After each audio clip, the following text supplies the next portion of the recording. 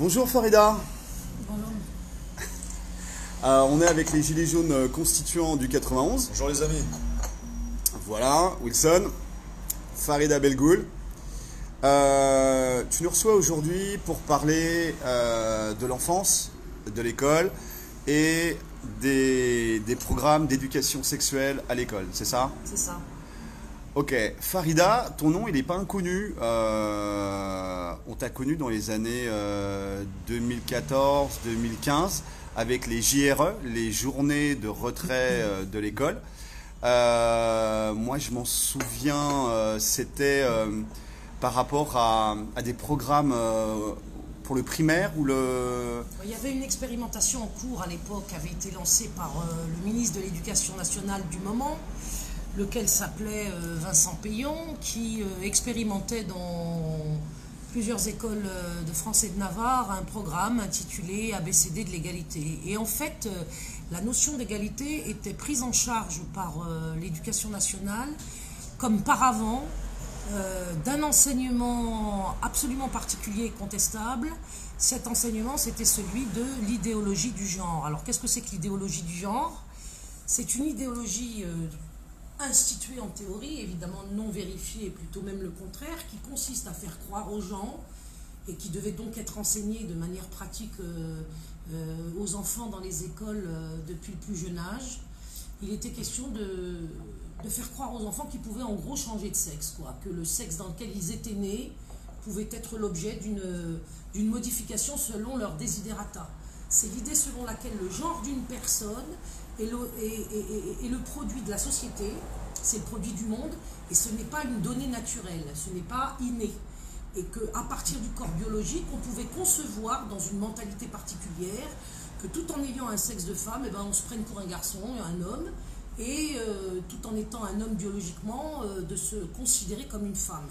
Alors évidemment, ça va tout à fait contre la loi naturelle, et tout ce qui va contre la loi naturelle, évidemment, pêche sur le principe de réalité, parce qu'on est en pleine imposture, on est en plein mensonge. Pourquoi ce mensonge et pourquoi cette imposture? C'est le sujet de notre live d'aujourd'hui. En tout cas, à l'époque, j'étais enseignante fonctionnaire de l'éducation nationale, professeur à l'éducation nationale depuis 1993, et j'ai lancé une grande opération qui a débuté en janvier 2014, qui s'est déroulée jusqu'en juin 2014.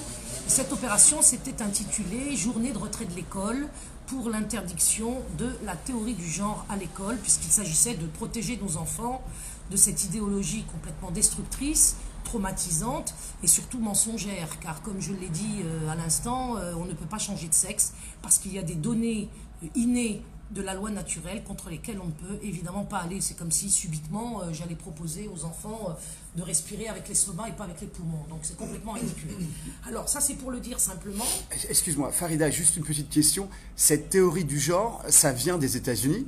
Oui, ça vient des États-Unis, ça vient pas de Ouagadougou, c'est sûr. Alors, c'était un univers... C'est pas en Afrique qu'on a eu ce genre d'idées, non, c'est Alors, sûr.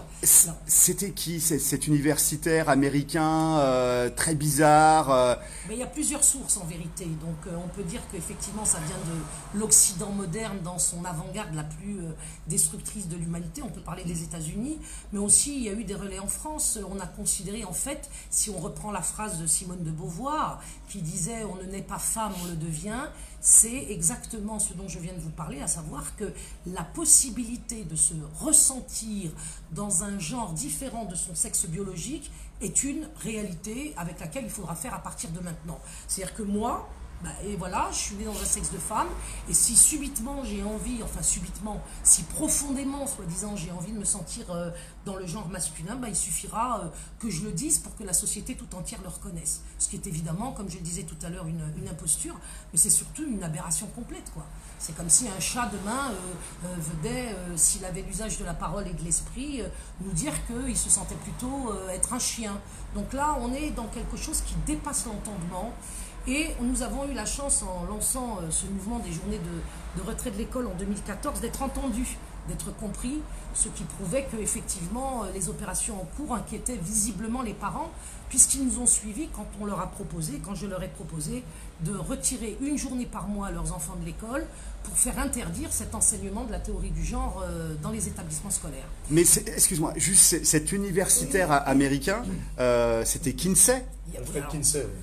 Alors, c'est Alfred, hein, c'est ça, Kinsey. Alfred Kinsey. C'est Alfred Kinsey. C'était vraiment un mec bizarre. Enfin, renseignez-vous, les amis. Le gars a fait des expériences vraiment louches sur des enfants. Et après, il a fait valider ça après. Et comme il était prof d'université, ses travaux ont été utilisés... En fonction des tranches d'âge, les fréquences de jouissance sexuelle, c'est extrêmement grave. Et il en a fait des travaux universitaires. C'est ça qui est surprenant. Comment ça peut avoir une forme universitaire, ça? C'est ça qui est choquant. Si vous voulez, ce qui s'est passé, alors Kinsey, c'est de nous faire remonter un peu plus haut que l'enseignement du gender à proprement parler. Kinsey, lui, il s'est lancé. C'était un ornithologue, il s'occupait des insectes. Bon, bref, il s'est subitement... c'est un type un peu bizarre, hein, qui avait une sexualité aussi extrêmement problématique dans la mesure où c'était une sorte de sadomaso, si vous voulez. Il est mort là-dedans, hein, d'ailleurs. Bien sûr qu'il est mort. Donc, Alfred Kinsey, vous pouvez aller voir. Il y a Judith Reisman qui a beaucoup écrit sur les travaux, et c'est grâce à elle qu'on sait ce qu'il en relève justement de ses travaux. Donc c'était des travaux sur la sexualité des Américains et des Américaines. C'est-à-dire qu'à partir d'échantillons non représentatifs qu'il a été recruté, en particulier chez les déviants ou chez les prisonniers, il a voulu décomplexer la sexualité américaine pour essayer d'y introduire toutes les bizarreries sexuelles qu'on considère aujourd'hui comme des orientations sexuelles naturelles. Donc ces travaux ont eu lieu, ont touché évidemment des adultes qui étaient, comme je viens de le dire, recrutés dans des échantillons particuliers et déjà déviants. Et à partir de ces travaux soutirés, à partir d'interviews chez cette population déviante, il en a généralisé les conclusions à toute la population américaine pour décomplexer les Américains. Et puis il y a eu aussi les travaux qu'il a fait sur des enfants jusqu'à des nourrissons, où il a prétendu que les enfants donc étaient nés sexualisés, étaient susceptibles d'être capables de jouir, donc d'avoir des orgasmes, et à partir du moment où il y avait des orgasmes, il fallait donc une éducation des orgasmes très tôt. Y compris pour des nourrissons? Y compris pour des nourrissons. Il a fait des simulations sexuelles où il a interprété les cris des enfants comme étant des manifestations de l'orgasme, alors qu'en vérité c'était plutôt des cris de souffrance. Eh bien, il en a tiré la thèse selon laquelle les enfants étaient nés orgasmiques dès le départ, dès la naissance, et que dès lors où ils étaient susceptibles de connaître l'orgasme, eh bien, il fallait envisager de les éduquer à la sexualité, et ça allait devenir de nos jours un droit sexuel accordé aux enfants. C'est-à-dire que nous sommes aujourd'hui dans la période post-travaux de Kinsey, qui a réussi à influencer de nombreuses organisations internationales, qui font qu'une déclaration des droits sexuels aujourd'hui est aménagée et appliquée dans dans tous les établissements sur injonction des institutions européennes et internationales.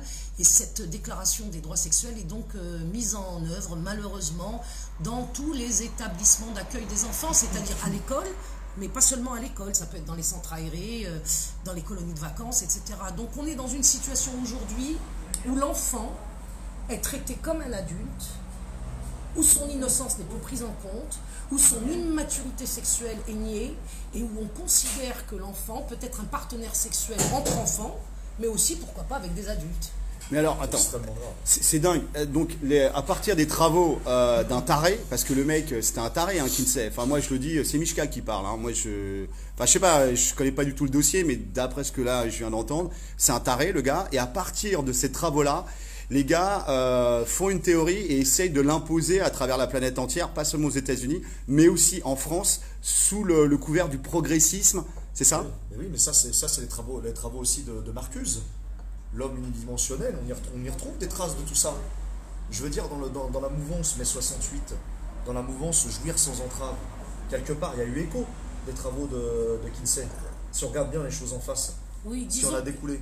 Disons que pour simplifier pour notre public de ce live aujourd'hui, il me paraît simplement important de résumer les choses en disant que nous sommes entrés depuis au moins 40 ans, si ce n'est 50 années, dans une période délirante de volonté de la part des institutions et des États, en particulier européens et américains, bien sûr. C'est poussé par l'ONU, ça? Oui, c'est poussé par l'ONU, c'est poussé par l'Europe, enfin l'Union européenne, parce que l'Europe et l'Union européenne, c'est pas la même chose. L'Europe, c'est un continent avec une histoire importante et longue, et l'Union européenne, c'est une institution qu'on nous impose aujourd'hui contre la volonté des peuples, on le sait.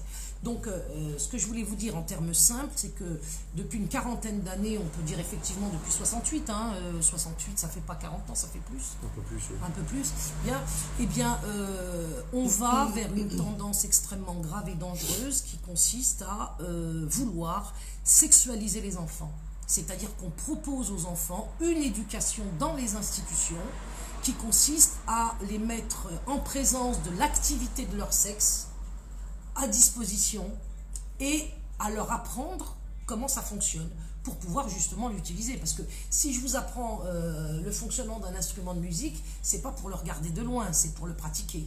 Donc l'éducation sexuelle aujourd'hui qui vient d'être généralisée dans les écoles en France, dans toutes les écoles, les collèges et les lycées, c'est une éducation qui n'est pas neutre, contrairement à ce qu'on veut bien nous faire croire. C'est une matière quand même qui est particulière et qui n'a pas sa place à l'école. Ça, c'est la première chose. Puis la deuxième chose, c'est qu'on veut sexualiser les enfants dès le plus jeune âge. On veut leur faire croire à l'existence de différentes orientations sexuelles tout aussi incroyables les unes que les autres. Et on veut les conduire finalement à mettre leur sexe au centre de l'être. Vous voyez ce que je veux dire? C'est-à-dire qu'avec l'humanisme et avec, entre guillemets, la défaite de Dieu, qui n'a jamais été défait, parce que c'est lui qui aura le dernier mot, on a mis l'homme au centre de tout, et bien maintenant l'homme va se réduire à son sexe. Et on est en train d'éduquer les enfants à considérer que le sexe est le moteur du monde. Mais là, ça va être très grave, parce que nous allons nous retrouver avec une génération qui existe déjà au travers de toutes les incitations qu'on trouve dans la société de consommation.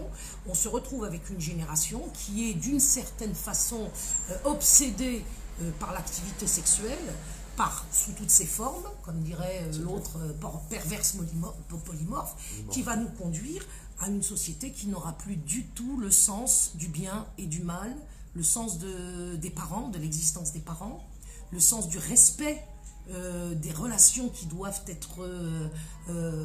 lier les individus entre eux. Donc là, on est dans une éducation qui vient de se généraliser à l'éducation nationale en France. Ça a été voté, ça a été acté, tout ça? Alors ça, c'est voté dans les instances internationales sans même que les gens n'en soient évidemment informés, parce que tout ça avance de manière clandestine et c'est vendu, entre guillemets, j'aime pas le terme, mais aux familles sous des vocables extrêmement valorisés comme l'égalité, le combat contre les discriminations. Est-ce que c'est les fameuses recommandations de l'OMS? C'est les fameuses recommandations de l'OMS. D'accord, on en entend parler de plus en plus. L'Organisation mondiale de la santé, qui préconise en effet que dans les établissements qui recueillent les enfants quand les parents travaillent, en particulier quand les mamans ne sont plus à la maison malheureusement, eh bien les enfants sont soumis à ces programmes. Alors, sexualisation précoce, ça veut dire rupture avec la génération des parents, parce que si on propose une activité sexuelle aux enfants de manière précoce, c'est les instituer tout de suite comme adultes, et comme adultes, entre guillemets, ils ne vont pas obéir aux anciens. Vous comprenez? C'est une fracture avec la transmission. Et si aujourd'hui, on assiste par exemple dans les classes à des phénomènes d'indiscipline indescriptibles et de mauvaises relations entre les élèves et les adultes, c'est que depuis 68, on a cassé justement les rapports hiérarchiques qui permettaient la transmission et le respect. Et la possibilité de construire des adultes qui, à leur tour, pourraient transmettre à la génération qui suit, tout en étant respectés eux-mêmes. Là, on est vraiment dans une stratégie qui est, tout le monde connaît le terme chez vous, gilet jaune constituant, la gouvernance par le chaos. Exactement. La sexualisation précoce est un des piliers, je pèse mes mots, la sexualisation précoce par notamment la mise en place obligatoire d'éducation sexuelle depuis le plus jeune âge à l'école est un des piliers de la gouvernance par le chaos. Attends, à partir de quel âge? Parce que moi je m'en souviens, c'était au lycée, nous, les cours d'éducation sexuelle, et je crois que c'était en première. Au collège, en quatrième déjà. Ouais. Alors, dans les années 90. Il faut revenir au texte.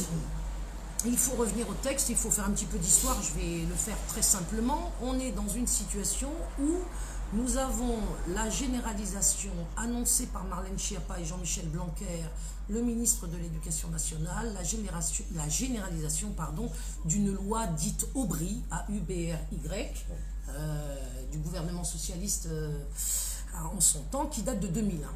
Donc la loi Aubry a été mise en place, a été votée, actée en 2001. Mais cette loi Aubry n'a pas tout de suite été mise en œuvre. Oui, c'est pour ça. Alors que dit d'abord la loi Aubry? La loi Aubry, elle dit une chose très simple, notamment, elle dit qu'elle institue 3 séances au moins, ça veut dire au minimum, obligatoires d'éducation sexuelle dans les écoles, dans les collèges et dans les lycées. Ça veut dire à tous les échelons de la scolarité. Alors les écoles, est-ce que ça commence à l'école maternelle ou est-ce que ça ne débute qu'en primaire? C'est pas le plus important, tout forme un ensemble. Parce que c'est extrêmement grave, parce que si ça commence dès la maternelle, c'est quand même assez choquant qu'il y ait 3 interventions par an. Alors j'imagine en plus ça doit être délégué à des associations. Ces associations, les parents d'élèves ne savent même pas quelles sont ces associations. Est-ce qu'ils sont déjà prévenus? Est-ce qu'ils sont au courant, les parents d'élèves, de tout ça, avec les syndicats de profs? Parce qu'on parle beaucoup de convergence stylo rouge, où finalement les profs veulent défendre leurs intérêts catégoriels. Mais là, on parle de l'intérêt des enfants. Qu'est-ce qu'ils en pensent, les profs, les syndicats de profs, les stylos rouges? Alors, je voudrais finir sur la loi Aubry parce que c'est très important. On a affaire à un système qui est très malin. Parce que ce système travaille sur une échelle de temps qui nous dépasse. Vous comprenez? C'est-à-dire que la loi Aubry, elle date de 2001. Elle s'est faite de manière plus ou moins expérimentale dans différents établissements de 2001 à nos jours. Mais cette loi n'a pas pu être généralisée pour différentes raisons que je ne vais pas développer maintenant. Mais depuis la rentrée 2018, c'est-à-dire septembre dernier 2018, Jean-Michel Blanquer avec Marlène Schiappa ont décidé, 17 ans après le vote de la loi Aubry, de généraliser l'obligation de ces cours dans les écoles, les collèges et les lycées. Dans les écoles, il s'agit évidemment du primaire, mais il n'est pas exclu que dans certaines maternelles, ça se passe aussi, puisque nous avons eu, nous, le mouvement JRE, des retours dans ce sens. Alors évidemment, on ne va pas trop donner d'exemples concrets, parce que sinon on se retrouve en correctionnel, pour diffamation et autres joyeusetés de ce genre, puisque maintenant, le débat est tout à fait judiciarisé, il n'est plus possible en France de dire ce qu'il en est des projets gouvernementaux sans risquer de se retrouver en correctionnel, comme ça a été mon cas en 2014, 2015, etc.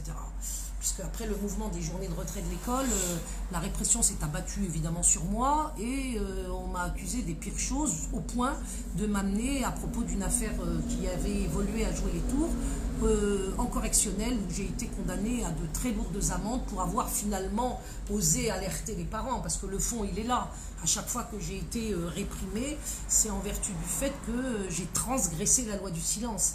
Ce qu'ils appellent, eux, le devoir de réserve, qui en fait n'existe pas dans la loi, mais auquel les enseignants fonctionnaires comme moi devraient se soumettre dans un accord tacite avec le pouvoir, parce qu'il n'est pas question que les enseignants balancent ce qui se passe exactement dans les murs. Donc on est en plus là avec un double problème qu'on pourra peut-être développer tout à l'heure. Donc la loi Aubry, c'est 3 séances au moins minimum. Ces 3 séances sont prises en charge par des intervenants extérieurs. Ça peut venir des plannings familiaux, ça peut venir aussi d'associations de type LGBT ou autres. Et là, c'est tout à fait inquiétant. Et les parents ne sont pas au courant, non. Les parents, globalement, ne sont pas au courant. Donc, cette éducation sexuelle, c'est elle qui va permettre ensuite l'application de la loi Schiappa qu'on a vu émerger donc, en mois d'août dernier. Au mois d'août 2018. Ça a fait beaucoup de bruit sur le net. Il y a beaucoup de gens qui n'ont pas compris que la loi Schiappa, en fait, c'est pas la légalisation de la pédophilie. C'est pas ça. C'est quelque chose qui peut y tendre, effectivement. Mais la loi Schiappa a besoin de la loi Aubry, de la généralisation de la loi Aubry pour être rendue effective. C'est-à-dire que la loi Schiappa, elle parle du consentement. Est-ce qu'un enfant, par exemple, dans le cadre d'une relation sexuelle avec un adulte, était consentant ou pas? Quand il se retrouve devant un juge, si les parents portent plainte, par exemple, le juge va dépêcher, va nommer un expert. Cet expert va devoir déterminer si l'enfant était consentant ou pas. Comment déterminer si l'enfant était consentant ou pas? Ça a un enjeu parce que le violeur, entre guillemets, sera condamné ou pas selon que l'enfant est consentant ou pas. Pour qu'il soit déclaré consentant, il faut qu'il sache parler de ce qui lui est arrivé. Il faut qu'il donne des mots sur les choses qui lui sont arrivées. Et quand l'enfant est innocent, n'a pas cette éducation sexuelle, l'expert va se rendre compte que Ne sachant pas parler de ce qui lui est arrivé, il n'était donc pas consentant, son innocence ayant été totalement préservée et s'exprimant dans le cadre de l'expertise. Mais si l'enfant a été formé par l'éducation sexuelle et qu'il est capable de mettre des mots sur les actes, alors l'expert risque beaucoup de conclure par la connaissance des choses de l'enfant, des choses sexuelles par l'enfant, de conclure au consentement de l'enfant, et c'est là où effectivement on pourra parler à terme d'une légalisation de la pédophilie. Et alors qu'on ne pense pas que je raconte n'importe quoi ou que je sois totalement rentré dans une paranoïa folle dingue, il suffit de retourner dans les années 70, dans les articles de presse du Monde ou de Libération, et vous verrez toute l'intelligentsia de gauche en particulier, qui signait des pétitions à l'époque. Tu parles de Cohn-Bendit ? Je vous renvoie à la fiche Wikipédia qui s'appelle Apologie de la pédophilie. Allez la lire et vous verrez que je ne raconte pas n'importe quoi. Vous verrez que dans les années 70, des journaux comme Le Monde et Libération faisaient l'apologie de la pédophilie en défendant des pédophiles, et que de nombreux écrivains intellectuels français comme tous ceux dont vous trouverez la liste sur cette fiche, je vous laisse le découvrir, ont signé des pétitions pour défendre des pédophiles qui avaient été incarcérés. Alors, pour que nos internautes suivent bien, c'est Apologie de la pédophilie. Apologie de la pédophilie sur Wikipédia, les amis. Voilà, donc allez lire cet article et là vous tomberez de haut. Donc en fait, ce débat sur la légalisation de la pédophilie, sur les dangers encourus par les enfants dans ce domaine, il ne date pas de la loi Aubry, il ne date pas de la loi Schiappa, il remonte effectivement aux années 68 où l'idéologie libertaire disait qu'il était interdit d'interdire. Donc est-ce qu'il s'agissait d'interdire les relations sexuelles entre enfants et adultes? Eh bien oui, on l'a vu, on a vu des intellectuels français, des journaux français prôner effectivement la défense ce qu'on appelle les pédophiles. C'est un mauvais mot qui les distingue, qui les caractériserait, parce qu'en vérité ce sont des pédophobes. Parce que pédophilie c'est aimer les enfants, pédophobie c'est plutôt les détester. Voilà, ou pédocriminel. Il y a des viewers qui nous parlent des 11 vaccins. Oui, alors ça, on fera peut-être un live. C'est autre chose. On fera peut-être un live. C'est autre chose. On est indépendant de dans celui-là, le pharmaceutique. Là, c'est plutôt les lobbies, quoi, les lobbies pharmaceutiques avec des objectifs. Avec des objectifs qui sont évidemment convergents avec ce dont on parle concernant justement la sexualisation précoce des enfants, mais disons qu'il ne faut pas tout mélanger. C'est un sujet à part, effectivement. D'accord. Là, pour rebondir sur ce sujet-là, les parents, ils peuvent faire quoi concrètement? Alors d'abord, il faut que je me présente, parce que là, j'ai dit beaucoup de choses et on pourrait dire que, bon, d'où elle sort celle-là, quoi. Ça a trop il y a des gens qui me connaissent, il y a des gens qui ne me connaissent pas. Alors à ceux qui ne me connaissent pas, d'abord bonjour, aux autres aussi. Je suis donc Farida Belgoul, j'ai 61 ans, j'ai 3 enfants. J'ai été enseignante jusqu'à ma révocation qui vient d'intervenir. C'est-à-dire que j'ai été traînée le 15 janvier dernier 2019 à un conseil de discipline pour avoir justement dénoncé la politique actuelle de l'éducation nationale qui consiste à, mon avis, sexualiser de manière précoce les enfants dans le cadre des programmes scolaires, ce que je trouve absolument inadmissible, d'autant plus que les parents ne sont pas partie prenante et au courant de la mise en place de ces programmes. Donc je suis rentrée à l'éducation nationale en 1993. Je me suis rendu compte très rapidement du niveau d'inculture et d'illettrisme des élèves, ce qui m'avait considérablement choquée. Ça m'a conduit à comprendre que l'éducation nationale mettait en place, en particulier de manière officielle, depuis 1989, des méthodes d'apprentissage qui fabriquaient l'échec, exprès. Et je pèse mes mots. Je ne suis pas la seule enseignante à l'avoir dit. C'est ce que disait Brigelli dans son livre. C'est ce que disait Brigelli, La fabrique du crétin. C'est ce que disent tous les enseignants du GRIP, G-R-I-P, qui ont produit des livres de remédiation pour les parents et pour les écoles hors contrat, pour toute intervention d'instruction populaire fondée sur les méthodes traditionnelles, qui, comme la méthode syllabique par exemple, parvenaient effectivement à bien apprendre à lire et à écrire aux enfants. Maintenant, depuis des décennies, 40 ou 50 ans, c'est la méthode globale qui prime, et cette méthode globale, eh bien, elle fabrique l'illettrisme. Cette fabrication de l'illettrisme, je l'ai constatée quand je suis arrivée comme enseignante en 1993. Ça m'a d'abord étonnée, puis après j'en ai compris les ressorts. Et à cause de cette compréhension, j'ai déscolarisé mes enfants. Et en tant qu'enseignante, j'étais une prof qui n'envoyait pas ses enfants à l'école. J'ai moi-même instruit mes enfants à la maison. J'ai découvert les réseaux d'instruction en famille qui existaient déjà pour des raisons, je dirais plutôt de liberté individuelle. Moi, ce n'était pas pour des raisons de liberté individuelle, parce que travaillant, ce n'était pas facile pour moi d'envisager de faire l'école à la maison, mais je l'ai fait pour sauver mes enfants de l'illettrisme.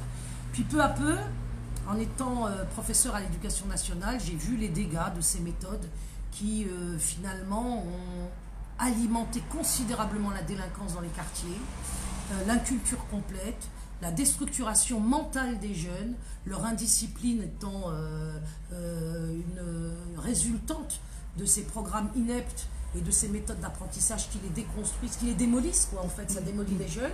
Et puis les profs se sont retrouvés victimes de tout ça aussi, puisque pour eux, il était plus possible de faire cours devant des meutes d'enfants déchaînés.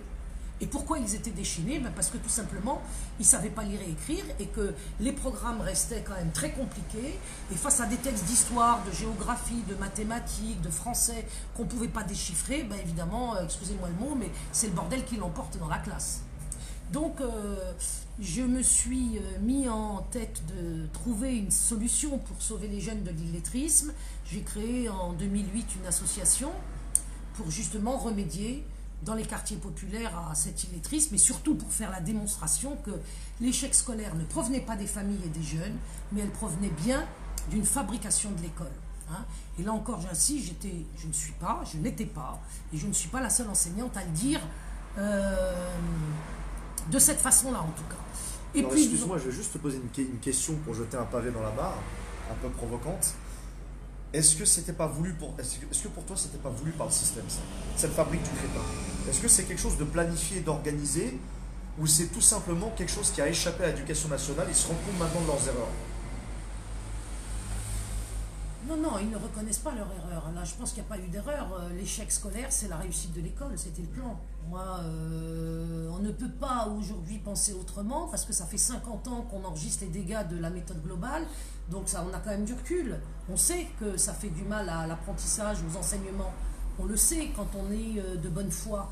Et lorsqu'on a des enseignants qui veulent effectivement, selon la méthode ancienne, traditionnelle plus exactement, transmettre des connaissances selon l'âge et le niveau des enfants, ils se heurtent à des inspections qui les condamnent. On demande aujourd'hui aux enseignants de considérer cette chose folle, que l'élève est son propre maître, c'est-à-dire que c'est à l'élève en classe de découvrir lui-même ses propres savoirs. L'enseignant n'a plus le droit de transmettre des connaissances. Et c'est devenu officiel.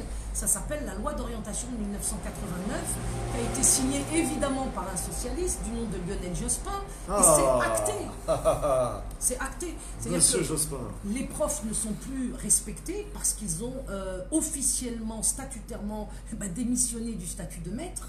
Ils ne sont plus que des animateurs d'une espèce de groupe classe dans lequel les enfants sont censés, comme des petits champollions devant les pyramides, découvrir eux-mêmes, par exemple le code de la langue, par exemple les contenus d'histoire, par exemple le théorème de mathématiques, et on leur laisse des années à patauger dans la mélasse pour essayer de trouver eux-mêmes tout cela. Alors qu'en vérité, ce type de méthode ne peut aboutir évidemment qu'à l'inculture, à l'illettrisme et à la délinquance, dans la mesure où l'enfant n'est pas un adulte. Moi, je pourrais aujourd'hui, à 60 ans, entamer des méthodes. Toi aussi, à quel âge tu as? 40. À 40 ans, tu pourrais entamer des études en autodidacte. Mais un enfant de 6 ans, il ne peut pas être autodidacte. Or, on lui demande de l'être. Et là encore, qu'est-ce qu'on a à faire? On a affaire à une mise en place de procédés précoces, c'est-à-dire, là, il ne s'agit pas de sexualisation précoce, il s'agit de l'autodidactisme précoce, si je puis dire, validé par les enseignants, parce que ceux-ci sont formatés quand ils entrent à l'éducation nationale et contraints de mettre en place ce type de méthode. Donc il y a une espèce d'errance intellectuelle dès l'enfance comme ça, au niveau de ces méthodes-là? Oui, on peut parler d'errance, c'est un très bon mot. Mais en fait, le meilleur mot, c'est constructivisme. C'est-à-dire que la loi d'orientation, elle dit que l'enfant doit construire ses propres savoirs et qu'il est au centre du système éducatif. Ce n'est plus le maître qui est au centre. Avant, c'était le maître parce que c'est à partir de lui que la transmission des connaissances se faisait sur les enfants. Donc on a supprimé le maître et on a mis l'enfant au centre du système. Au début, lorsque cette expression est apparue... Donc supprimer l'autorité. Bien sûr. Donc après, les profs se plaignent aujourd'hui de l'indiscipline en classe, mais elle vient de la loi d'orientation. Elle est la résultante et le produit concret de cette suppression du maître en classe et de la transmission des connaissances.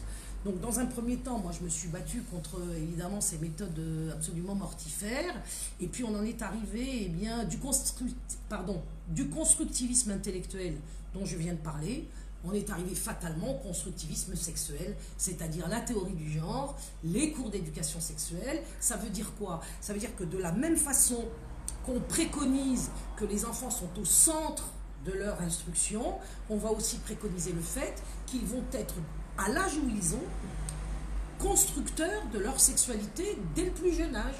C'est-à-dire que le constructivisme intellectuel s'est prolongé dans le constructivisme sexuel. C'est très subtil en fait. Hein. C'est-à-dire que là, tu vas choisir ton identité sexuelle, indépendamment de ton sexe biologique. C'est exactement la même chose que la méthode globale dans l'ordre intellectuel. C'est-à-dire que oui, tu es biologiquement une fille, mais si tu as envie d'être perçue et traitée comme un garçon, il suffit que tu le dises. Et toute résistance parentale, j'imagine bien, toute résistance parentale par rapport à ça est tout de suite criminalisée maintenant.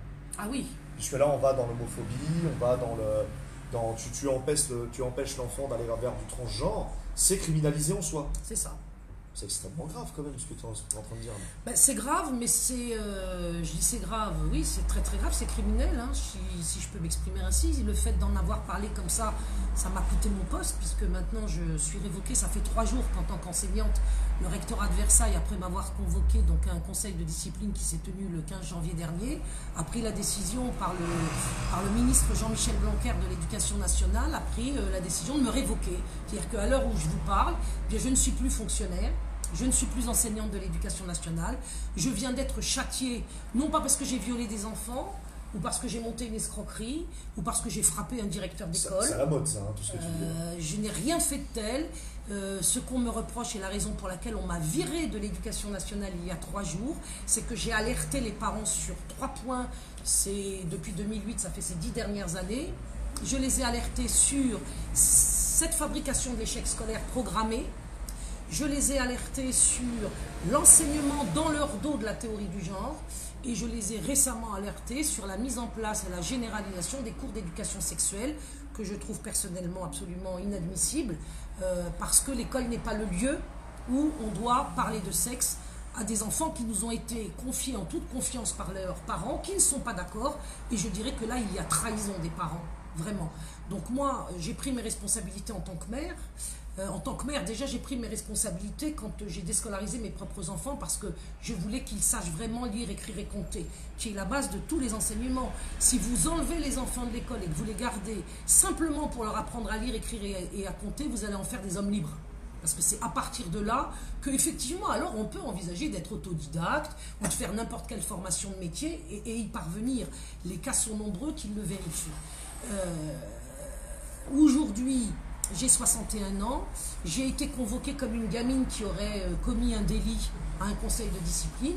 Il n'y a pas eu de débat, il y a eu la volonté de me détruire, de me démolir, pour m'empêcher de continuer de parler, comme si le fait d'être à l'éducation nationale ou pas allait m'empêcher de parler si je le souhaitais, mais m'enlever ma légitimité à leurs yeux. Alors qu'il y a beaucoup de gens qui m'ont entendu sur les réseaux sociaux ces 10 dernières années, et en particulier depuis la JRE, qui ne savaient même pas que j'étais enseignante. Donc ça ne change rien, mais disons que ça a été une décision radicale qui est absolument illégale, dont la notification m'a été donnée en plus hors délai, donc double nullité de la décision. Et on constate quoi? Aujourd'hui, la République, c'est un régime politique qui ne respecte même pas ses propres lois. C'est-à-dire qu'en toute illégalité, j'ai été sanctionnée de manière radicale, c'est-à-dire à géométrie variable, la sanction la plus dure. Hein.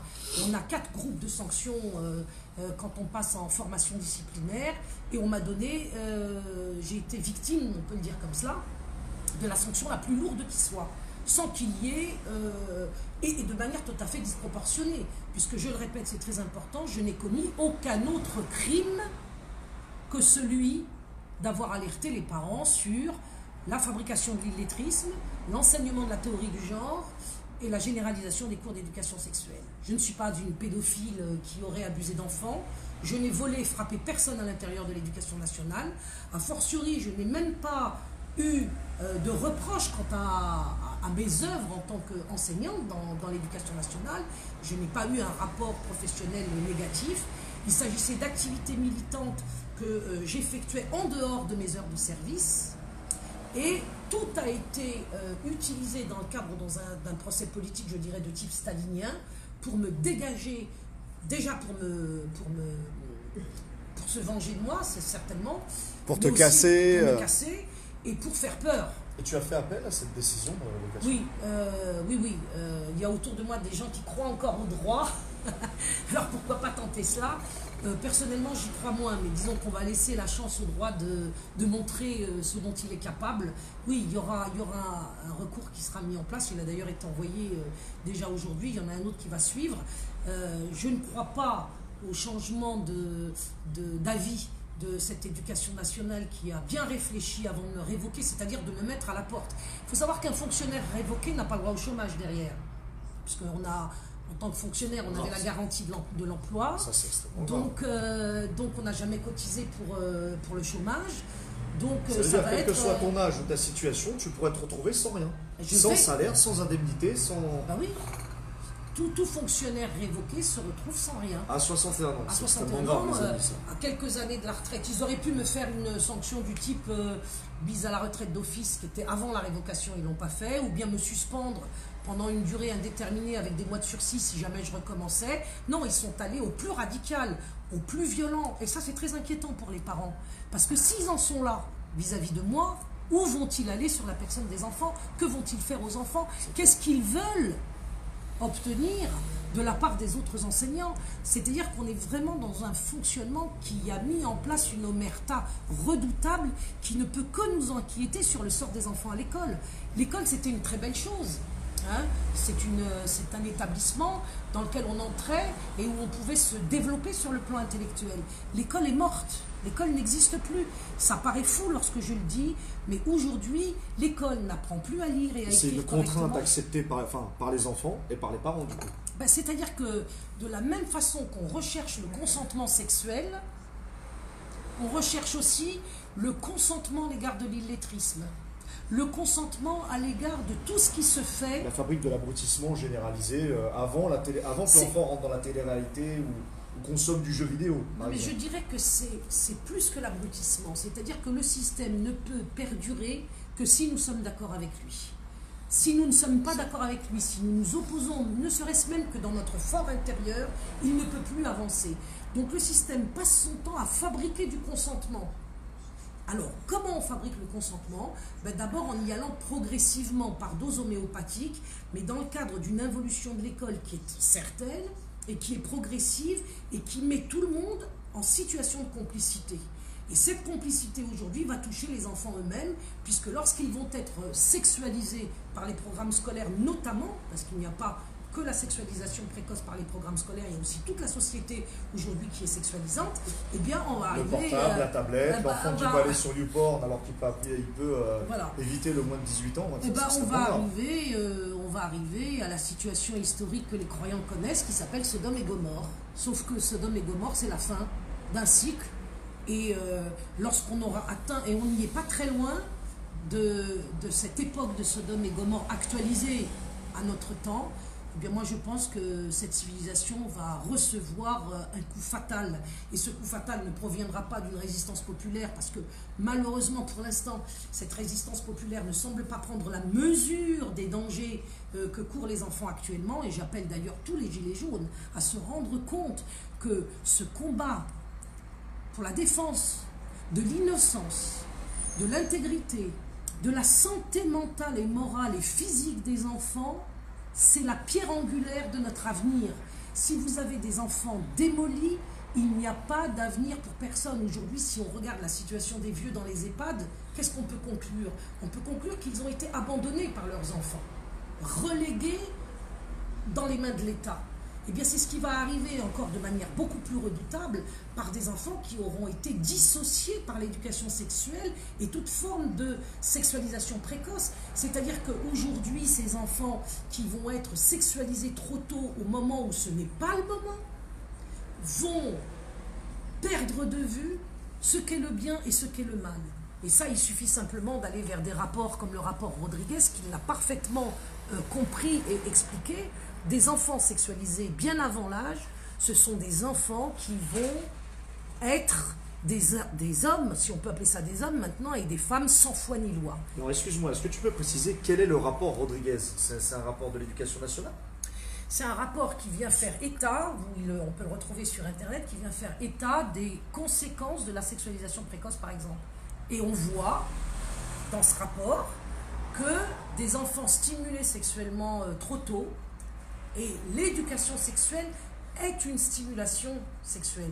Il va falloir que je l'explique ça, parce que ça peut paraître encore extrêmement étrange de le dire comme ça, parce que le mot éducation est plutôt mélioratif, c'est-à-dire positif, et on croit que c'est pour préserver les enfants justement d'un certain nombre d'abus sexuels ou d'une ignorance sexuelle qui pourrait les amener dans une déroute sexuelle dans le monde actuel, où par exemple la pornographie sévit.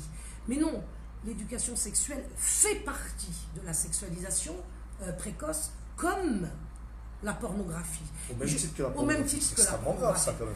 C'est très grave parce que vous avez affaire à des adultes qui ne sont pas les membres de la famille de l'enfant, qui vont régulièrement venir lui parler de sexe. On a vu, vous pouvez aller voir sur ma chaîne YouTube Farida Belgoul, par exemple, une vidéo que j'ai faite, qui m'a coûté très cher, puisqu'elle fait partie des motifs de ma révocation, qui s'appelle Blanquer sur BFM TV, le sexe s'impose à l'école. Et vous verrez dans cette vidéo que nous avons monté avec mon bras droit, Roman Rodriguez, des documents qui proviennent des mainstream, donc c'est pas du document fake news, des marges d'internet, ça provient des grandes chaînes de télévision où on voit effectivement mis en œuvre ces cours d'éducation sexuelle et où on verra le lien entre ces cours d'éducation sexuelle et la pornographie. Et d'une certaine manière, la pornographie, entre guillemets, est moins grave, parce que la pornographie, la consommation de la pornographie, les enfants savent qu'ils sont en transgression. Et ils peuvent arrêter quand ils le souhaitent, si jamais ils sont trop choqués. Avec les cours d'éducation sexuelle, il n'y a pas de transgression, il y a valorisation, il y a autorisation, et c'est obligatoire, ils ne peuvent pas l'arrêter. C'est-à-dire qu'ils sont obligés de participer à l'intégralité de la séance. Est-ce que les parents peuvent refuser que leurs enfants assistent à ces cours d'éducation sexuelle? Oui, bien sûr qu'ils peuvent. Enfin, ils ne peuvent pas officiellement. C'est-à-dire que là, on est toujours, pour reprendre le terme de Brighelli qui avait inventé le terme de la fabrique du crétin, nous, on va parler de la fabrique du consentement. C'est-à-dire que tous ces plans-là, ça ne peut exister que si nous sommes d'accord, comme pour le reste. Donc si nous ne sommes pas d'accord, ça n'avancera pas. C'est-à-dire que nous pouvons constituer au moins un frein. C'est intéressant cette métaphore de la fabrique du consentement, parce que comme Chomsky avec son livre sur les médias, tu peux faire le même rapprochement avec l'éducation nationale pour le coup. Là, c'est vraiment le consentement généralisé des parents, parce qu'ils l'ont voulu, parce qu'ils le souhaitent. Par ignorance. Ou pas. On peut poser la question, ou pas. Il y a peut-être des parents qui jouent aussi le jeu de cette idéologie un peu libérale-libertaire, tu vois, de non, mon enfant est dans cette liberté, il a ce choix, il doit pouvoir avoir ce choix. Et il y a des parents, je pense, aujourd'hui, qui pensent comme ça. Non, mais c'est trop tôt. Ça, c'est extrêmement grave. Un gamin, il peut pas. C'est carrément trop tôt. On peut se poser la question. Il existe ce type de parents. Je pense qu'il y a des parents comme ça. Réellement. Moi, en tout cas, j'en ai vu. Farida. Alors, c'est trop tôt. De toute façon, l'école n'est pas le lieu, déjà. C'est-à-dire que même à 17-18 ans en terminale, on n'a pas à entendre parler de sexe à l'école. Puisque normalement, depuis la fonction traditionnelle de l'école, c'est la transmission des connaissances. Et eux, avec l'éducation nationale, ils ont modifié cette fonction naturelle de l'école de transmission des connaissances. Aujourd'hui, l'école sert à formater au nouvel ordre mondial. Voilà. Et le nouvel ordre mondial, il a besoin de la sexualisation des enfants. Alors, ces cours d'éducation sexuelle, je veux le dire parce que c'est très important, des fois, ils portent le nom de prévention sexuelle. Oui. C'est-à-dire qu'on va vous dire, et c'est là où ils vont fabriquer du consentement. Derrière des mots savants, quoi. Hein, c'est pas savant, c'est qu'on va te dire, ah ben voilà, non, d'accord, on va pas te faire de l'éducation sexuelle puisque tu n'es pas d'accord, on va faire de la prévention contre les grossesses précoces, contre les maladies sexuellement transmissibles, on va faire de la prévention dans le domaine des abus sexuels pour qu'un enfant sache, par exemple, qu'il doit refuser une relation sexuelle avec un adulte, etc. Mais on tombe quand même de haut parce que cette humanité dans laquelle nous vivons aujourd'hui, elle ne date pas de la loi Aubry. Cette humanité dans laquelle nous sommes en train d'évoluer aujourd'hui, elle a des milliers d'années. C'est la première fois de toute l'histoire de l'humanité qu'on considère qu'une école ou des établissements d'accueil des enfants doivent se charger par des inconnus en provenance d'institutions ou d'organismes au moins suspects qui doivent prendre en charge l'éducation sexuelle des enfants. Nous n'avons pas eu d'éducation sexuelle et on s'en est très bien tiré, je pense. Donc que se passe-t-il aujourd'hui?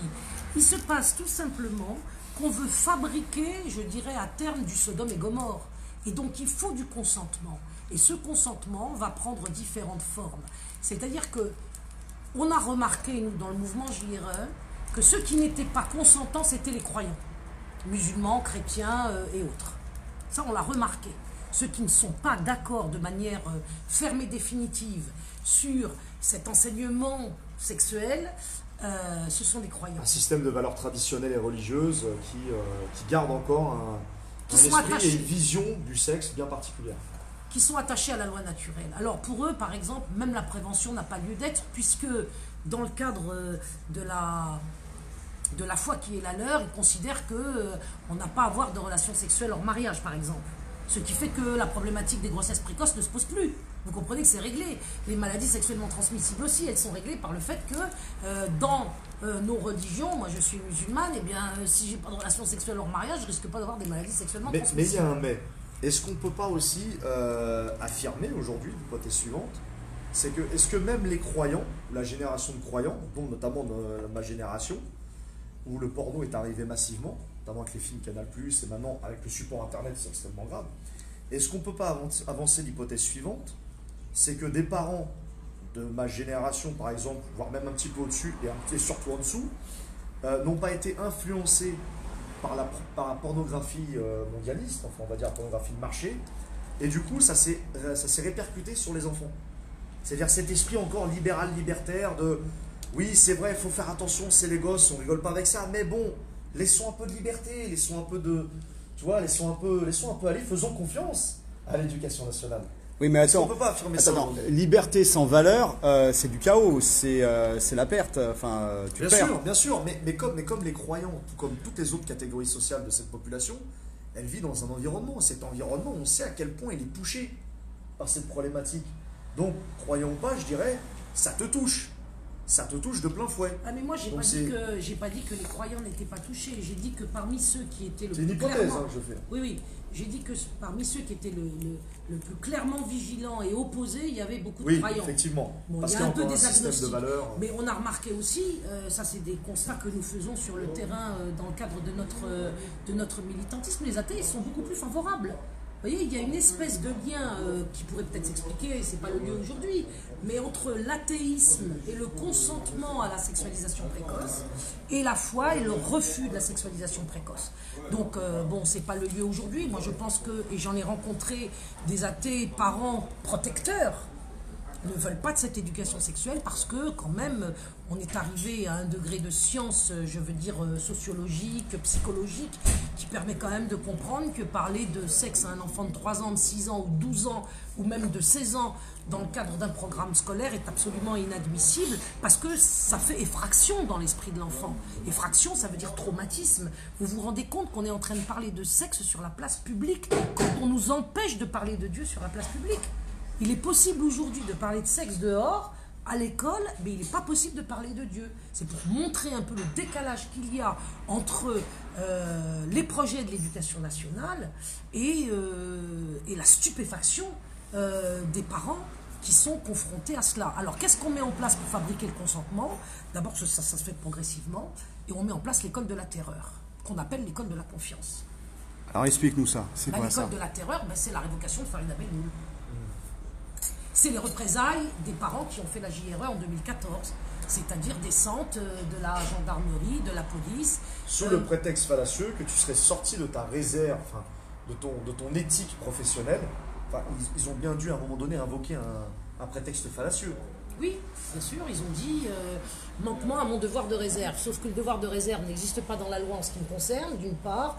Manquement à mon devoir d'exemplarité, parce que quand on entend par exemple Marlène Schiappa faire des répétitions d'une pièce de théâtre sur Envoyé spécial, les monologues du vagin avec des termes pornographiques extrêmes, elle ne manque pas à son devoir d'exemplarité. Et elle est secrétaire d'État. Et évidemment secrétaire d'État. Payée avec nos impôts. Et elle est chargée avec Jean-Michel Blanquer, ministre soi-disant catholique qui va à la messe tous les dimanches. Oh, bon, ça c'est croustillant ça. D'accord. Ils sont Monsieur chargés. Blanquer se reconnaît dans cette spiritualité d'aller à l'église le dimanche Voilà. en mettant en place une loi Qui sexualise. qui est juste tout le contraire en fait. C'est juste tout le contraire. C'est Parce que ordinaire. l'Église catholique ne préconise pas les rapports sexuels hors mariage. c'est Serait-il pas- schizophrène ce Ah, monsieur? écoutez, il faut lui demander. En tout cas, il n'a pas été schizophrène quand il a considéré qu'il fallait me révoquer.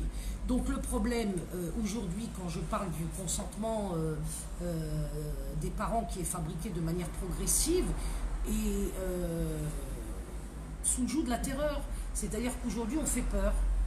Il y a les représailles, bon, moi j'en suis victime, mais je ne suis pas la seule à en être, victime de cette terreur, de ce régime de la terreur révolutionnaire, comme le disait... Le jacobinisme est de retour. Il est jamais parti. Il est jamais parti, Il effectivement. n'est jamais parti, c'est pour ça qu'il faut se Petite méfier. boutade. Il faut se méfier de la République. C'est-à-dire que je crois que, c'est encore l'objet d'un autre live, mais il y a une grande différence entre la France et la République, et la République est l'ennemi de la France. Bien sûr. Et donc, la République est l'ennemi du peuple français et de ses enfants. Et surtout de ses enfants.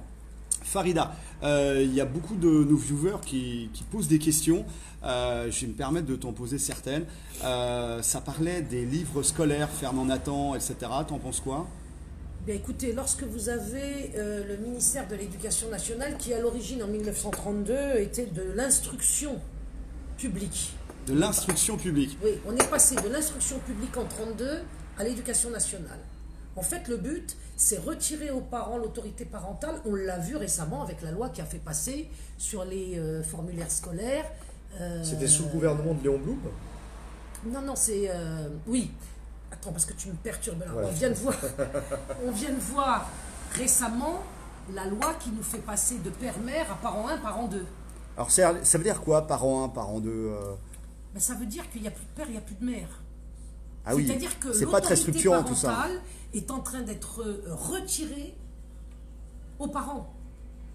Vous voyez ce que ça veut dire? C'est-à-dire que nous sommes toujours dans la perspective de l'isolement de l'enfant.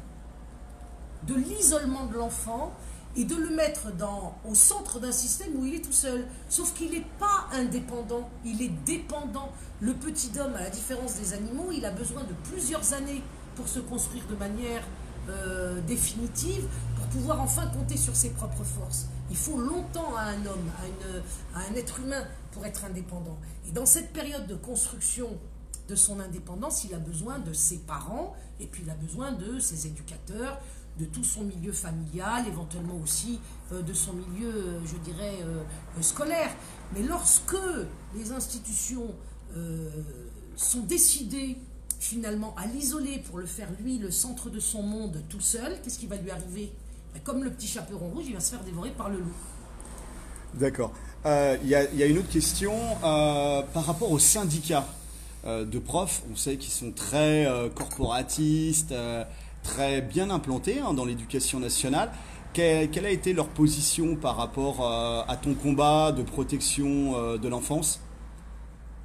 Ben là, c'est affreux. C'est-à-dire que finalement, les enseignants, la problématique essentielle, fondamentale et unique, c'est le porte-monnaie. Voilà, le porte-monnaie, éventuellement des considérations plus ou moins régulières sur les conditions de travail.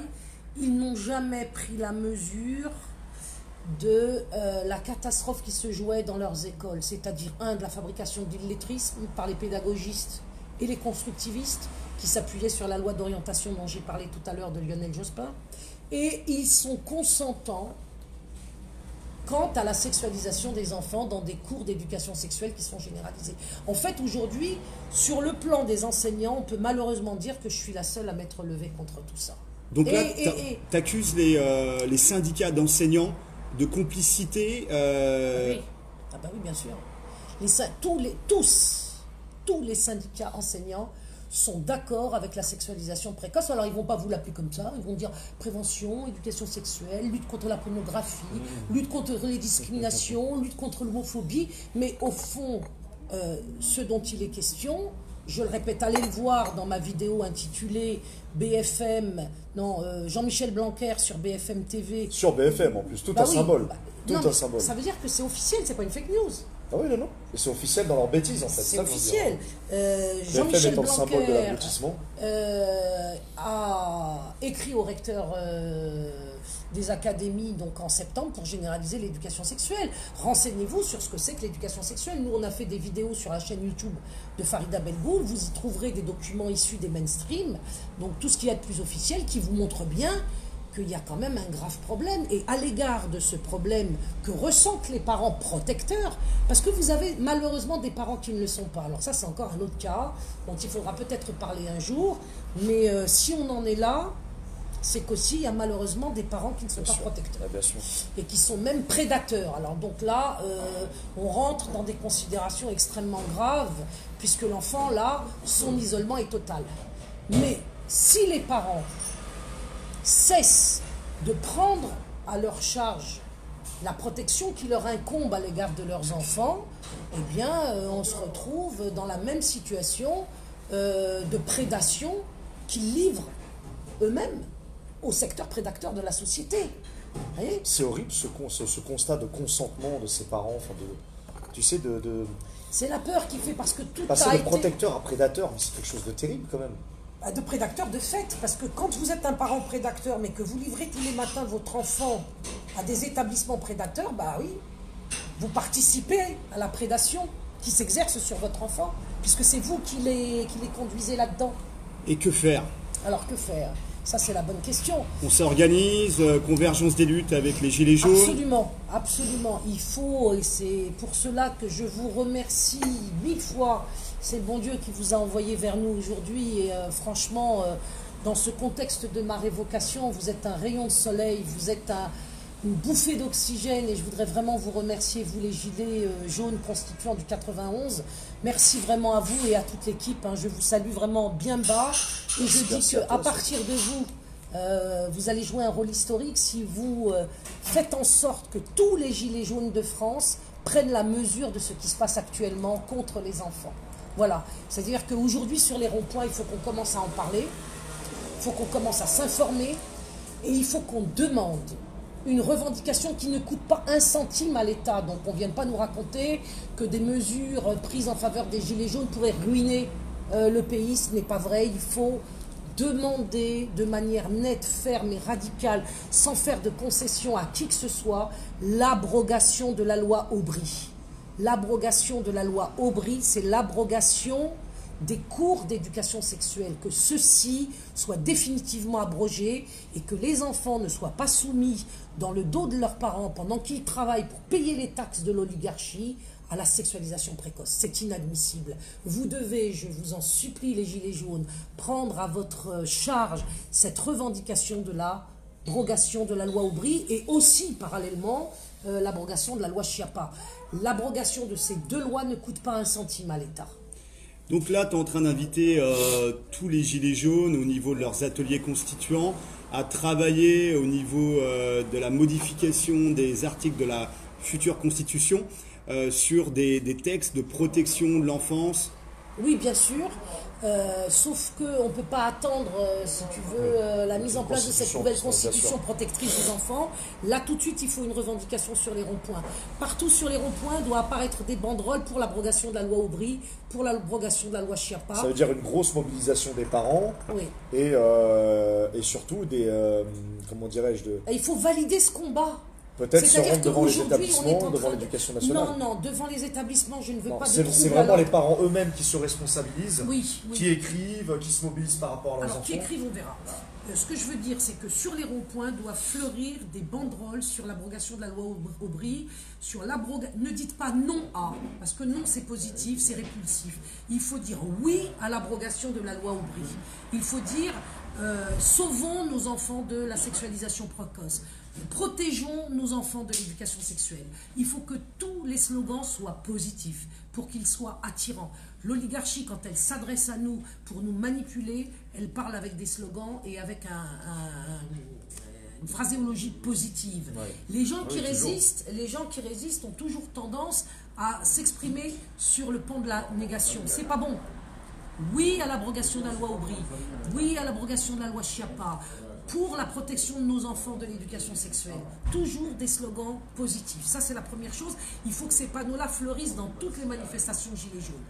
Parce qu'à partir de là, il faut lancer l'information sur ce qu'est réellement la loi Aubry, c'est-à-dire 3 séances obligatoires au minimum d'éducation sexuelle, autrement dit de sexualisation des enfants, dans les établissements scolaires, que ce soit les écoles, les collèges et les lycées.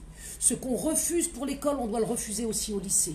On ne doit pas admettre que ces cours d'éducation sexuelle soient délivrés à des adolescents. Ce n'est pas le lieu. L'école n'est pas le lieu. Il faut restaurer une école de la transmission des connaissances. Il faudrait d'ailleurs réclamer un retour de l'instruction publique, une abolition de l'éducation nationale, puisque celle-ci signifie en fait qu'on retire l'autorité parentale aux parents et que ce serait l'État qui serait en charge de l'éducation de nos enfants. Non, l'éducation appartient aux parents. L'instruction, effectivement, pourrait être prise en charge par un État normal. Un État normal, c'est un État qui se limiterait, et ce serait déjà pas mal, à transmettre les connaissances de l'époque aux générations qui doivent prendre en charge le développement de la société dans lequel... Ce qui n'est pas le cas aujourd'hui. Ce qui n'est vraiment pas le cas, puisqu'on est exactement dans des processus complètement inverses. Vous voyez ? Donc ça, c'est la première chose. Donc, écrire dans les ateliers constituants des articles de protection des enfants, évidemment, mais ne pas se limiter à cela, parce que cette constitution verra-t-elle le jour ? Et quand ?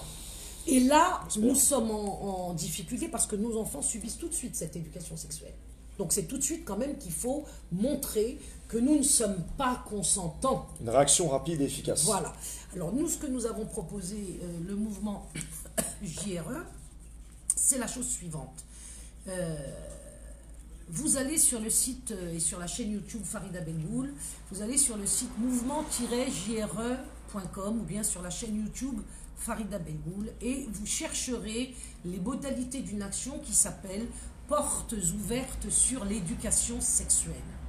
C'est une action que nous avons proposée en septembre dernier qui, si elle avait été suivie, aujourd'hui aurait déjà la possibilité de récolter de très beaux fruits. En 2014, nous avons proposé de retirer les enfants de l'école. Les JRE. Les JRE. Une journée par mois pour interdire l'enseignement du gender et nous avons gagné. C'est-à-dire qu'à la fin du mois de juin 2014, Benoît Hamon, qui avait remplacé Payon au ministère de l'Éducation nationale, avait retiré le programme expérimental sous les coups de notre résistance et nous avons gagné. C'est important de mettre en avant aussi les victoires. On a gagné à ce moment-là. Après, évidemment, il y a eu d'autres péripéties qui nous ont fait reculer parce que c'est toujours action-réaction et trahison d'ailleurs. On peut mettre action-réaction-trahison qui fait qu'aujourd'hui, je pense qu'on est moins avancé dans la résistance de défense des enfants que nous l'étions en 2014, en juin, lorsque nous avons gagné à ce moment-là. Mais il faut toujours maintenir le cap. Donc, si en 2014, j'ai proposé de retirer les enfants de l'école, aujourd'hui, je ne propose pas cela parce qu'il me semble que les conditions ne sont pas réunies pour le faire et que maintenant, le système, connaissant parfaitement cette action, est très habile dans ses représailles.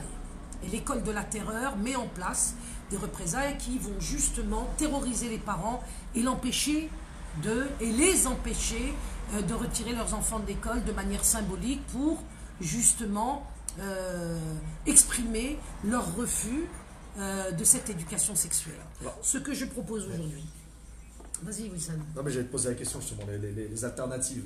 Quelles sont les propositions concrètes que tu pourrais proposer, par exemple, à nos internautes qui nous regardent à court terme, déjà. À court terme. À court terme. Alors, à court terme, il faut demander la mise en place, l'organisation, établissement par établissement, de journées portes ouvertes sur l'éducation sexuelle. C'est-à-dire, alors comprenez-moi bien, parce que j'en ai beaucoup parlé et j'ai remarqué que beaucoup de gens n'avaient pas forcément tout compris, donc je vais le redire aujourd'hui. Comme je vous le disais tout à l'heure, il s'agissait en 2014 de retirer les enfants. Là, ce que je propose, c'est un chemin un peu différent. C'est de faire entrer les parents dans l'école. C'est-à-dire que nous laissons les enfants dans l'école, effectivement, mais nous allons faire en sorte que les parents y entrent pour aller voir ce qui s'y passe, en particulier dans ces cours-là. C'est-à-dire que il faut que les parents écrivent une lettre au chef d'établissement. Vous avez un modèle sur le site mouvement-jre.com. Le tiret, c'est le tiret du 6. Le tiret, c'est le tiret du 6. Vous avez une lettre au chef d'établissement, vous avez le cas à la recopier et vous la mettez en œuvre et vous l'envoyez par accusé-réception ou par mail, ou vous la déposez en ayant un reçu en retour, etc. Dans cette lettre, qu'est-ce que vous demandez? Vous en avez le modèle sur mon site et aussi sur ma chaîne YouTube. Vous demandez qu'on vous informe des dates de ces séances, ces 3 séances annuelles. Et vous demandez surtout d'y envoyer une délégation de parents autonomes, c'est-à-dire qui n'appartiennent pas aux fédérations de parents vendues au pouvoir, comme la FCPE par exemple. Il faut que ce soit vraiment des parents indépendants. C'est-à-dire que les parents doivent se choisir 2 délégués qui ne sont pas membres des organisations vendues au pouvoir, comme je viens de le dire, les PEP, la FCPE et autres succursales de l'oligarchie relayées par les familles. Et donc vous demandez, de préférence, si un homme pouvait y être, ce serait bien. Enfin, s'il n'y a pas d'homme, ben, ce sera de femmes. Il faut choisir comme délégués les parents les plus solides socialement. Par exemple, une mère au RSA, dans une famille monoparentale, c'est pas terrible. Il vaut mieux éviter.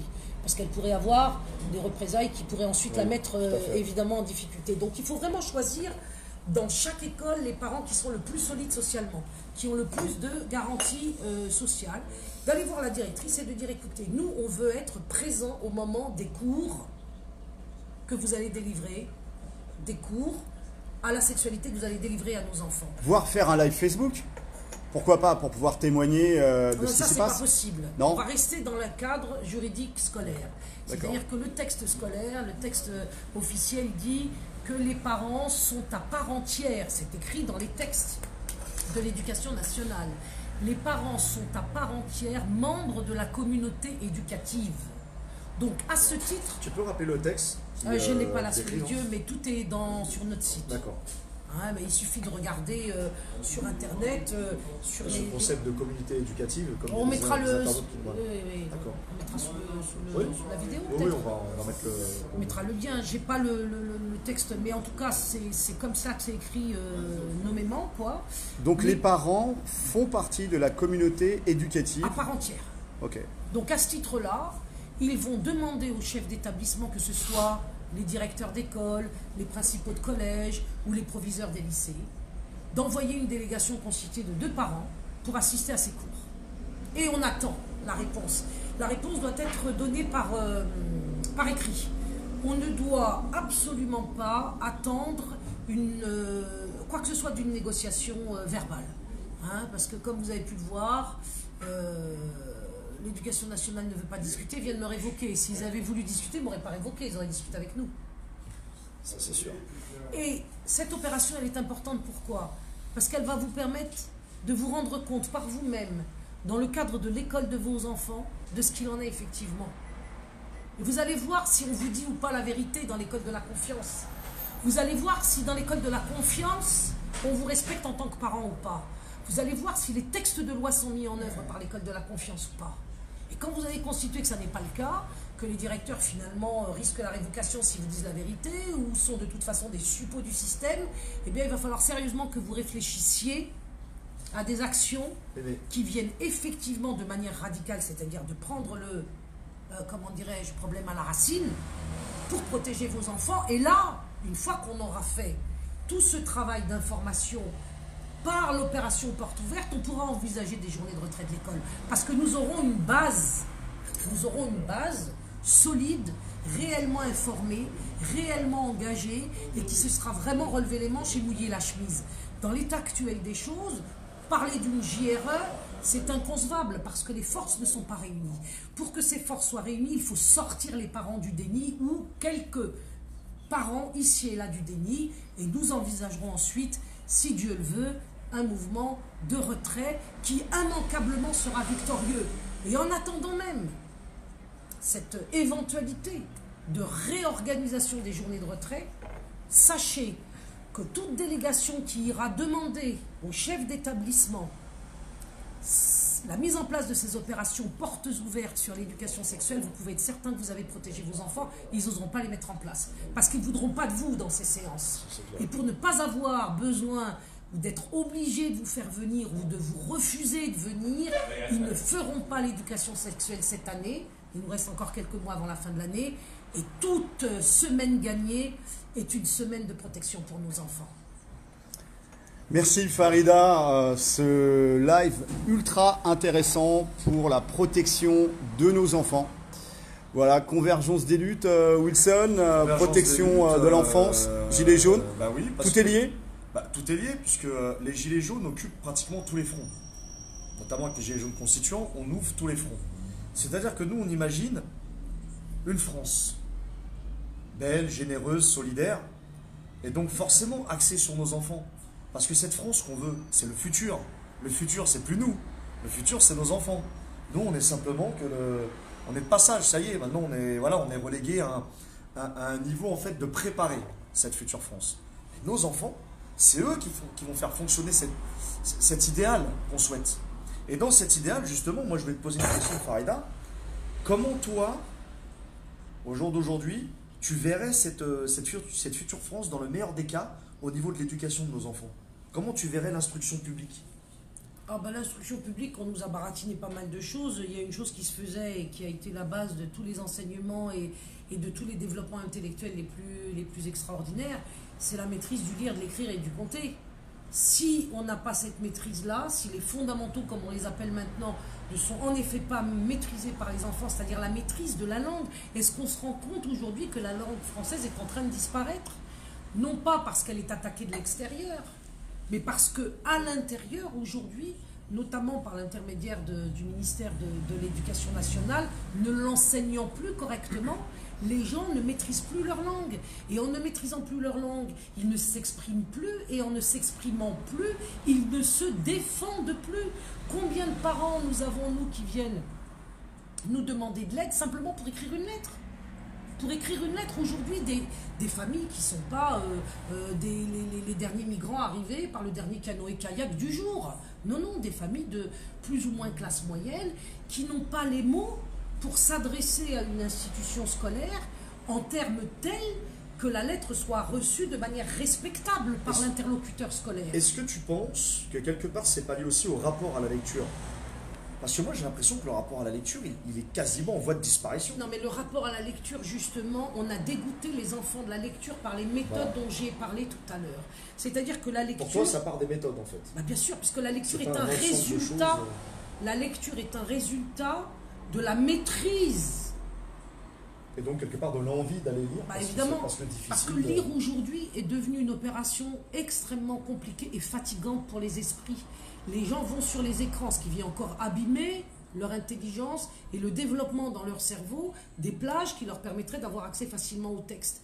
Mais il est évident que ce n'est pas par l'écran qu'ils vont se défendre. Toutes les vidéos qu'on fait sur le net, elles ont une certaine valeur, mais elles n'atteindront jamais l'efficacité d'un texte écrit par les parents en direction du chef d'établissement. Or, aujourd'hui, des parents même qui ont été à l'école, qui ont 35 ans aujourd'hui, ils ne sont pas capables d'écrire une lettre qui en impose au chef. Ou ne lisent plus, tout simplement. Oui, qui en impose au chef d'établissement. Moi, quand j'écris une lettre, je peux vous dire que mon interlocuteur, il se dit « Oui, j'ai affaire à quelqu'un de solide ». Quand on n'a pas les moyens d'écrire une lettre qui en impose à son interlocuteur par l'orthographe, par le style, par la force des arguments, par l'architecture du texte en lui-même, eh bien on est fragilisé face à son interlocuteur. Donc là aussi, je pense qu'il faut créer des comités de parents en dehors des conseils d'école. Il ne faut pas se mettre dans l'école. Il faut commencer à créer... Comité de parents indépendants à l'extérieur. Voilà, comité de parents indépendants à l'extérieur. Commencez par cela déjà. Essayez de vous mettre d'accord, même si le comité, il est constitué que de 2 ou 3 familles, c'est pas grave. À partir de là, vous cherchez la personne parmi les trois qui est la plus capable de parler, la plus capable d'assumer un éventuel conflit ouvert avec le chef d'établissement et surtout d'imposer cette délégation de parents sur les opérations de porte ouverte sur l'éducation sexuelle. Alors la France dont tu me parlais, la France dont je parlais, pour moi, si tu veux, il est évident que si on s'en réfère à l'histoire, c'est une France pieuse. Parce que la France, son origine, sa fondation, c'est le baptême de Clovis. C'est-à-dire que la France, elle n'a pu finalement que exister que dans une certaine confiance en direction de la divine providence. C'est-à-dire qu'on ne se limite pas, nous, à n'être que des corps, ou à n'être que des porte-monnaies, ou à n'être que des estomacs sur pattes interchangeables sur un marché. Vous voyez, on a aussi une autre dimension. On peut appeler cette dimension l'âme, par exemple, ou l'esprit. Eh bien, de la même façon que nous nourrissons notre corps avec des aliments, on doit aussi nourrir notre esprit et notre âme avec une nourriture appropriée. Donc, cette France doit pouvoir effectivement nourrir toutes les dimensions de l'homme. Il y a au moins 33 dimensions, l'âme, l'esprit, le corps, et tout doit être dans un développement harmonieux. Chaque partie constitutive du corps humain doit être équitablement servie. Donc, in fine, une réduction aussi du monde consumériste. Ah ben bien sûr. Il y a aussi ça, il y a cette question du consumérisme. Ils nous ont corrompus et le consentement se fabrique par le consumérisme aussi. Parce que si vous voulez en arriver à consommer tout ce que le marché nous propose de manière indéfinie et parfois aussi toxique que possible, a forcément des résultats néfastes sur notre capacité à résister ou pas. Le fait de mal manger, de manger des produits toxiques, forcément va conduire à un affaiblissement de l'être humain, de la personne, qui le conduira fatalement à n'avoir pas les forces intérieures pour résister face à une adversité, quelle qu'elle soit d'ailleurs. Ça peut être même, je sais pas moi, des intempéries. Alors ne parlons pas de l'adversité que représente l'oligarchie. Il nous faut des forces. Pour avoir des forces, il faut manger des choses saines, il faut penser des choses saines et il faut prononcer des discours sains. Merci Farida. Je voudrais dire quelque chose encore qui me paraît important, c'est juste une information. Je vous remercie d'abord de m'avoir écouté. J'espère que je ne vous ai pas paru trop exalté ou trop excessive dans mes propos, mais je peux vous dire qu'à la place que j'occupe, les choses sont encore beaucoup plus graves que ce que j'ai pu vous en dire. Mais quelle que soit la gravité de la situation, il y a un espoir.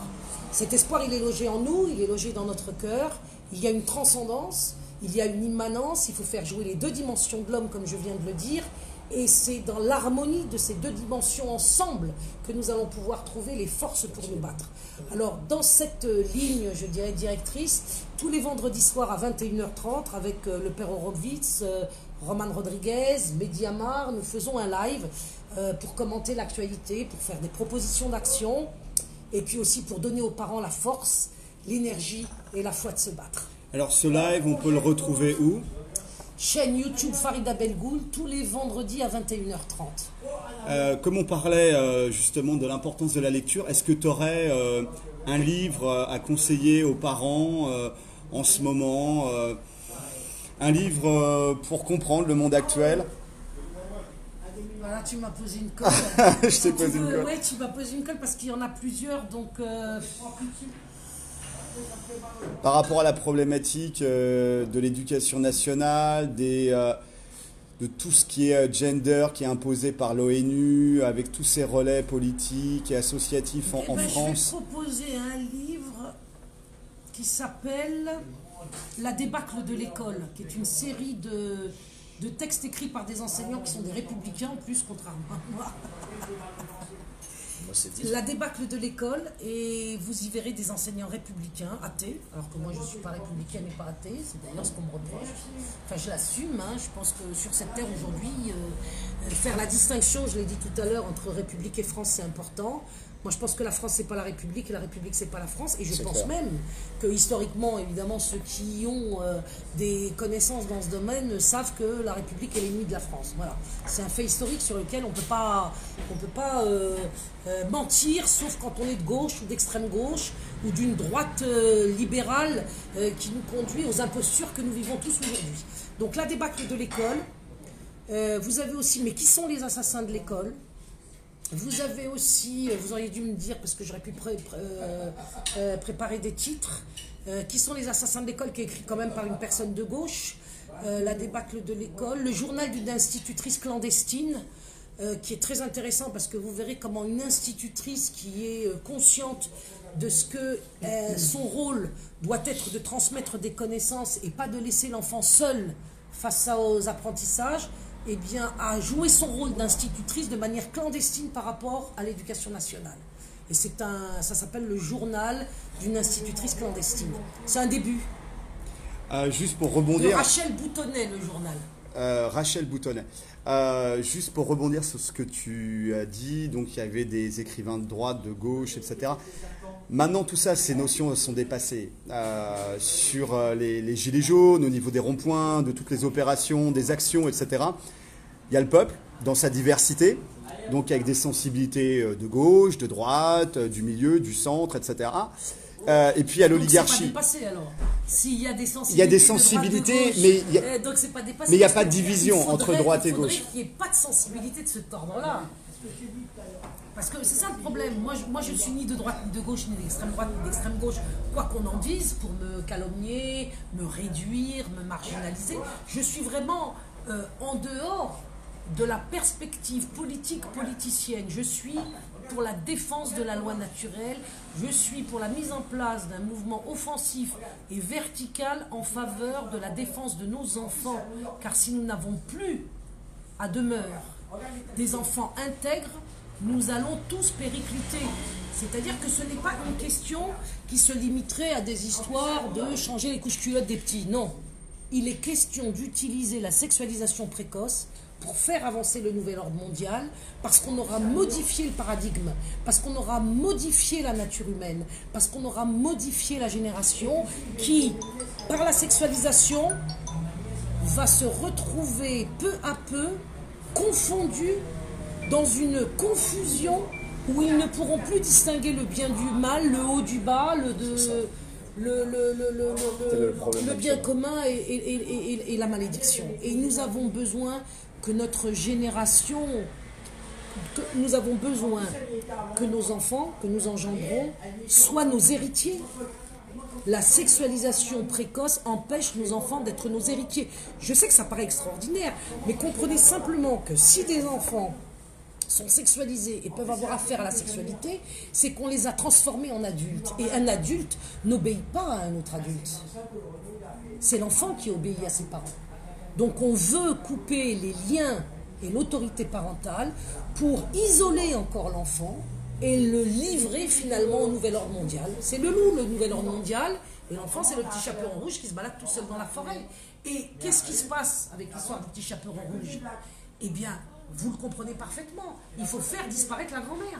Le loup mange d'abord la grand-mère pour pouvoir avoir accès au chaperon rouge. Il mange la tradition. Donc il mange la tradition et il mange la génération précédente des parents protecteurs. Ok, waouh. Donc le live sur ma chaîne Farida Belgoul tous les vendredis soirs à 21h30 avec le père Horowitz, Mehdi Amar et Roman Rodriguez, où nous commentons l'actualité et où nous redonnons foi dans le combat pour sauver les enfants, où nous redonnons foi et sens, parce qu'il faut comprendre et répéter tout le temps l'urgence de la mobilisation pour sauver les enfants. Merci Farida. Wilson, le mot de la fin. Le mot de la fin, Farida, on te remercie de nous avoir accueillis. C'est moi qui vous remercie parce que... oui, mais c'est toi qui te bats tous les jours sur cette thématique. Tu te bats en plus depuis des années, même avant 2014. Donc, quelque part, tu es un exemple pour nous, dans le sens où tu es aussi un espoir. Un espoir parce que tu redonnes sens à ce combat oublié. Parce que très souvent, on se porte sur des enjeux de société, surtout nous les gilets jaunes, et on oublie que la base des bases, c'est quand même nos enfants, notre descendance, c'est eux qui vont faire ce que sera la France future. Nous, on ne fait que espérer à construire des premières briques. Mais nos enfants, c'est eux qui feront fonctionner ce pays qu'on souhaite tant. Donc, moi, voilà, on te remercie en tout cas de nous redonner sens à ça, parce que c'est la base des bases. Et sur un rond-point, c'est la majorité qui sont là, ce sont des parents. C'est comme des 30-60 ans. Donc pour la majorité d'entre eux, ce sont mères de famille, pères de famille. Et on oublie très souvent cette base, au-delà de nos revendications, au-delà de nos espoirs, de nos attentes. Et ce que je veux dire, c'est de ce qu'on souhaite. que la retraite des parents, lorsqu'elle est annulée par l'État, elle peut être prise en charge par les enfants plus tard. Si les enfants sont capables d'avoir un bon métier, c'est-à-dire si on les a éduqués convenablement, les enfants bien éduqués prendront en charge les parents au lieu de les livrer à un État qui les maltraitera ou même qui les abandonnera. Donc tout se tient, vous voyez, tout se tient. Et donc, si les Gilets jaunes ne se mobilisent uniquement que sur les questions sociales, oubliant les questions sociétales, ils se sacrifient quand même. Parce que la réponse aux problèmes sociaux, aujourd'hui, ne peut pas faire l'économie d'un combat sur les questions sociétales.